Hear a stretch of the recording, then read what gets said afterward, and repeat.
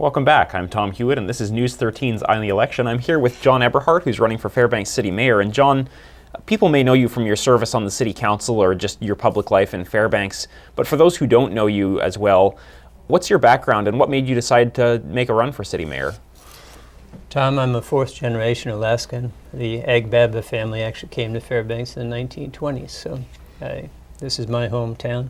Went through all levels of school here, went off to college, brought my experience and education back here. I've been in government 15 years, both as a municipal attorney and 9 years on the council. So when the current mayor said he wasn't going to run again, I decided it was time. I felt comfortable with the issues are very important and serious to us. The energy problem, Eielson, until recently we were worried about Wainwright.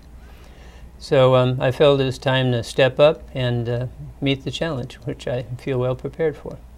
All right. The issue of what to do with the derelict Polaris building downtown has been a divisive one in the city for the last several years, and especially so this year as deadlines have come up and passed and so forth. The developer Mark Marlowe was at the City Council meeting this past Monday and briefed the council on his plans and took some questions. And given, I guess, the new information from Mr. Marlowe, what's your take on what should be done with the Polaris building, and what's your confidence in Mr. Marlowe and his plans?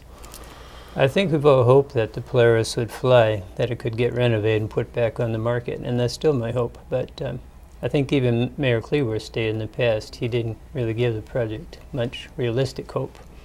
I haven't heard really anything new from Mr. Marlowe. I think that was the fourth time I've heard him over the past 6 or 7 years. And so we moved toward condemning the building. That's going to be a long, probably better part of a couple-year process. If he can put things together, make the project fly in the meanwhile, that'll be great. And we can obviously call off any condemnation action or proceedings.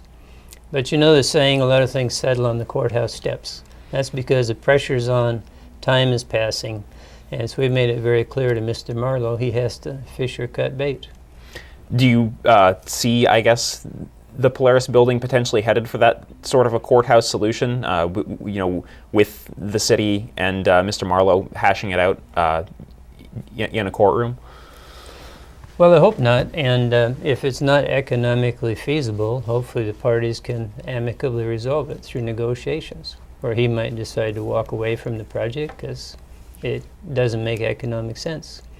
And if we can amicably resolve it, there's no sense spending a lot of money in court fighting and paying lawyers lots of money. What do you think is the biggest difference in the way that the city would run with you as mayor as opposed to your opponent? I'm a fiscally responsible, middle-of-the-road uniter, not a divider. I've spent many years working in management in both small and big businesses. And I've also seen the other side. As an arbitrator, for example, I listen to both management and labor in many disputes.